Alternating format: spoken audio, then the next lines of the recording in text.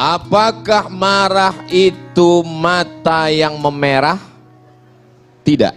Karena kalau mata merah marah berarti ikan busuk juga marah. Apakah marah itu tangan yang menggenggam? Tidak. Karena ibu-ibu yang mau belanja juga menggenggam. Lalu marah itu apa? Kata Imam Raghib Al-Asfahani, marah adalah sauranu damil qalbi iradatal intiqam. Sauran, bangkit, menyala, mendidih, bergejolak. Damul qalbi, darah yang berada di dalam jantung. Darah berada dalam jantung, berdegup, berdetak. Coba rasa, masih berdegup? Yang sudah tidak berdegup kasih tahu. Kain kafan sudah siap. Sauranu damil qalbi, darah yang berada di dalam jantung mendidih, menggelegak, bergelora. Iradatal intiqam, karena ingin membalas dendam kesumat. Oleh sebab itu ada orang yang sanggup menahan makan. Tahan makan, siap. Tahan minum, siap. Tapi kalau tahan darah yang bergelora, belum siap. Makanya balasan orang yang menahan amarah itu luar biasa. Apa balasan? Menahan bahasa Arabnya adalah sabar. Sabara, sabar. Maka bulan itu disebut dengan syahrus sabar, bulan menahan. Tahan mata, tundukkan. Tahan telinga, dengar yang baik-baik. Tahan lidah, jangan kata-kata kasar. Tahan kaki, melangkah hanya ke tempat baik. Tahan amarah, orangnya disebut dengan sabir. Kalau dia satu orang, sabir. Kalau dia banyak, sabirin. Mudah-mudahan Bapak Ibu semuanya mendapat sabirin. Ada satu ibu-ibu ketika diajak bilang amin, dia diam aja. Ibu kok nggak bilang amin? Saya sudah dapat sabirin Pak Ustadz. Kenapa? Suaminya namanya Mas Sabirin. Apa balasan Allah untuk orang yang mampu menahan ini? Dijanjikan Allah dalam Al-Quran, innama yuwaffas sabiruna ajrahum. Allah berikan mereka balasan, orang yang mampu menahan marahnya ini, khusus bi ghairi hisab. Bi ghairi hisab. Hisab, ilmu hisab, matematik, bukan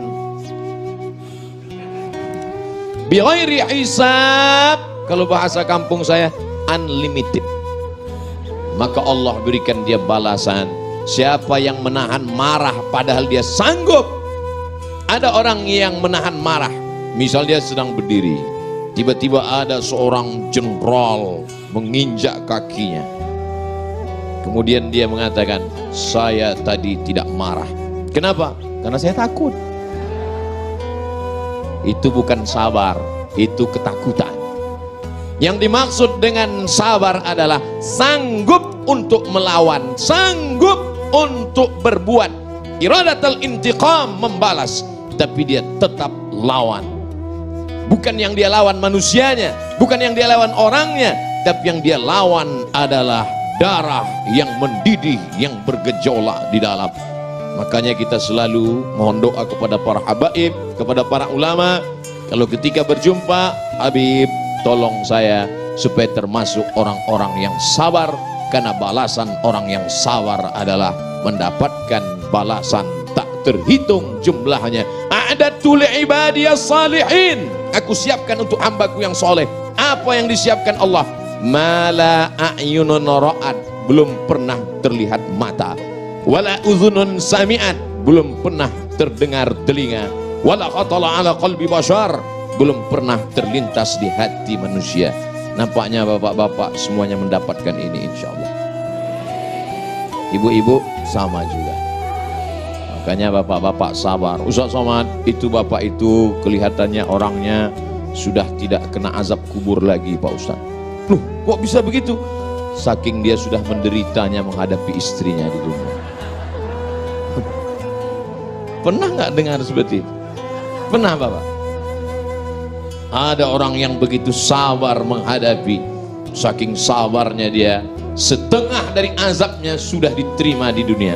Sehingga di akhirat, ketika semua orang mendapatkan azab, ini azab kamu, ini azab kamu, Lalu orang ini kata Allah, azab kamu DP-nya sudah diambil di dunia, ini tinggal cash-nya saja.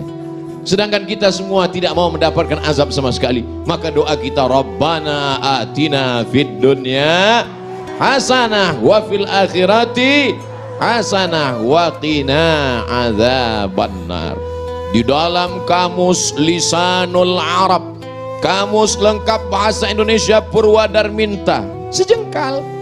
Tapi kamus Ibnu Manzur bahasa Arab semeter. Apa dikatakan di sana marah itu? As-sulbah, keras.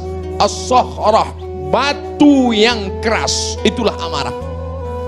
Karena dia menggumpal menjadi dendam kesumat. Sebelum mati dia berpesan kepada anaknya, sini sebentar anakku, sini sebentar. Ada apa, Ma? Kamu kalau nanti saya mati, jangan nikahkan anak cucumu 7 turunan dengan anak tetangga kita.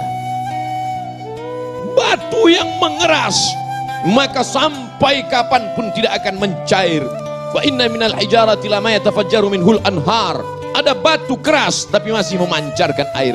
Wa inna minha lama yahbitu min khasyatillah. Ada batu keras tapi hancur berkeping di atas bukit Tursina karena takut kepada Allah. Tapi kalau sudah hati mengeras menjadi batu, maka apapun tidak akan keluar. Oleh sebab itu maka kita selalu meminta kepada Allah, Allahumma ja'al fi qalbi nura, jadikan di hatiku cahaya, wa fi sam'i nura, di telingaku cahaya, wa fi basari nura, di mataku cahaya. Semuanya berawal dari darah yang bergetar menggelora di dalam jantung. Makanya kita mesti menjaga hati. Kata Nabi SAW, ala fil jasadi mudghah, ketahuilah di dalam jasad, dalam badanmu ini ada segumpal, sekepal, segenggam. Abdul Samad jantungnya sebesar kepalannya. Kalau tidak percaya, ambil ronsen. Jantung pisang sebesar apa genggaman kepalan tangan, sebesar itulah jantung kita. Bapak ibu yang kebetulan gemuk besar tangan. Abdul Somad yang kebetulan kurus kecil. Orang gemuk itu sebenarnya adalah orang kurus yang hatinya selalu tersakiti.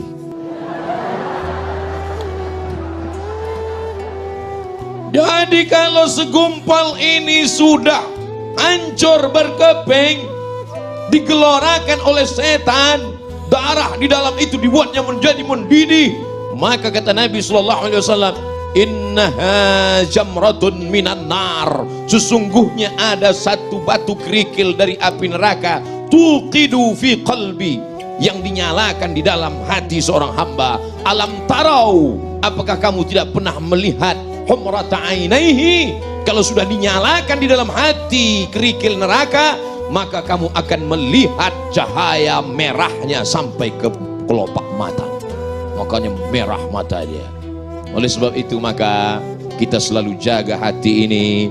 Dan setan selalu berbisik. Setan berbisik tidak di telinga. Allazi waswisu fi sudur. Di mana sudur? Dada. Sudur sebelah mana? Kiri apa kanan? Atas apa bawah? Sebelah kiri. Kiri tepatnya di mana lagi? 2 jari di bawah. Terasa berdegup dan berdetak.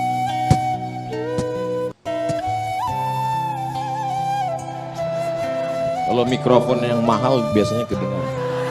Iya. Oleh sebab itu maka ini harus kita jaga senantiasa. Dengan apa menjaganya? Ala bizikrillah. Dengan banyak-banyak berzikir mengingat Allah, tatmainnul qulub. Yang bergojak tadi, yang menyala tadi, yang mendidih tadi, kalau kita mau tenangkan, bagaimana cara menenangkannya? Zikir. Kalau ada yang terkena musibah, meninggal anaknya, terbakar rumahnya, apakah dia marah kepada Allah? Tidak, dia sabar. Kalau ada di antara ibu yang suaminya dilarikan orang, tetap disitulah baru kelihatan bahwa yang namanya marah itu bukan dihilangkan dari diri manusia, tapi tempatkanlah marah pada tempatnya. Apa itu Ustaz ceramah kok marah-marah? Itu bukan pewaris Nabi. Nabi itu nggak pernah marah. Coba lihat, ketika Nabi dilempar pakai batu, basah tapak kakinya kena darah, terompak kayu sendalnya habis berdarah.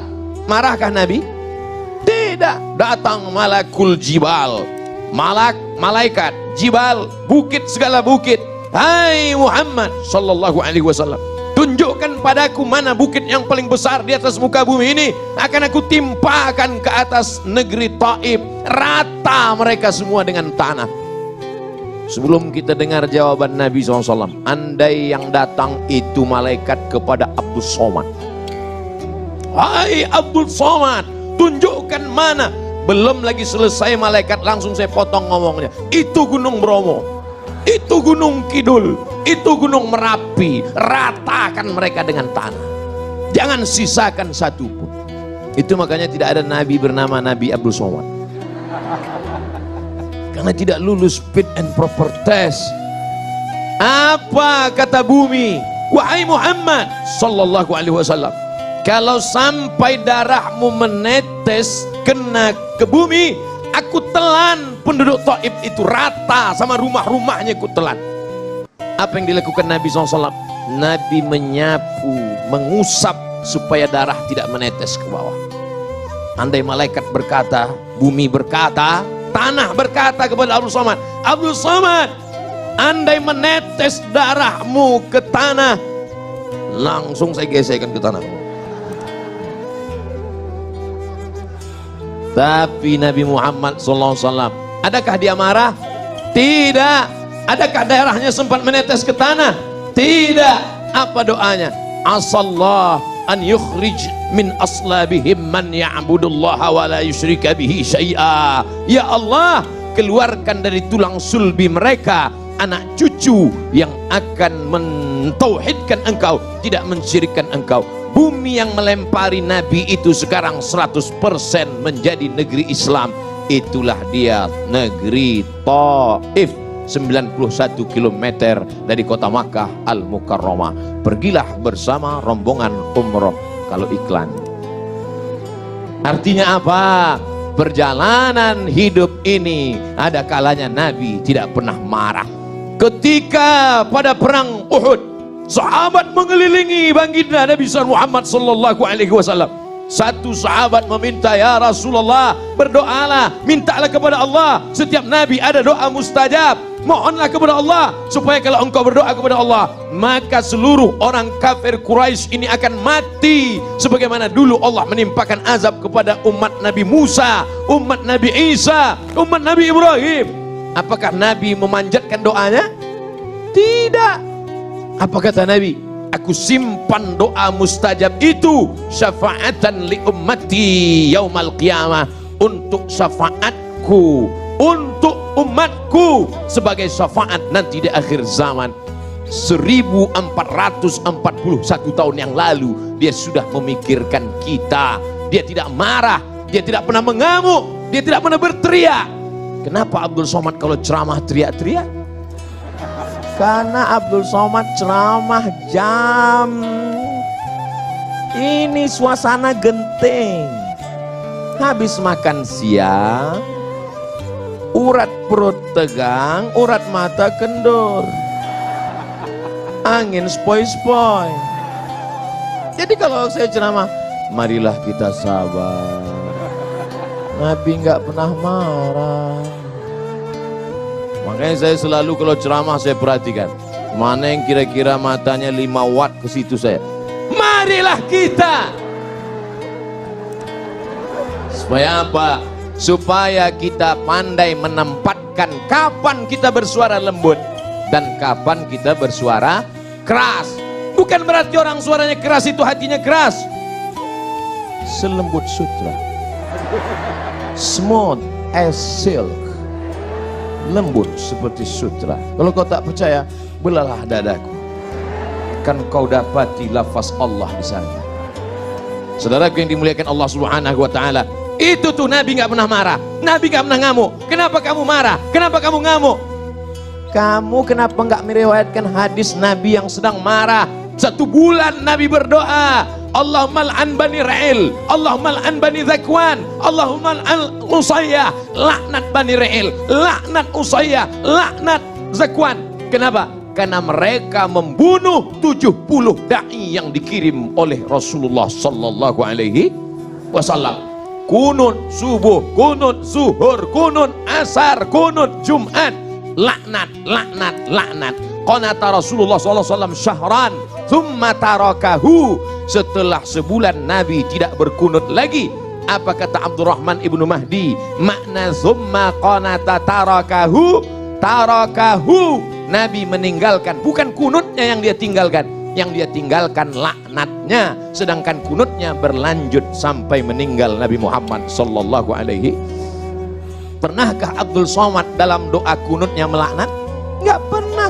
Allahumma hadina fi man hadait, amin, wa afina fi man afait, amin, wa tawallana fi man tawallait, amin, wa barik lana fi ma a'tait, amin, wa qina bi rahmatika syarra ma qadait, amin. Sisanya pujian kepada Allah. Fa innaka taqdi wa la yaqda 'alaik wa innahu la yadhillu man walait wa la ya'izzu man 'adait tabarakta rabbana wa ta'ala falakal hamdu 'ala ma qadait nastaghfiruka wa natubu ilaik. Bagi yang hafal, yang enggak hafal gerak-gerakkan yang mulut.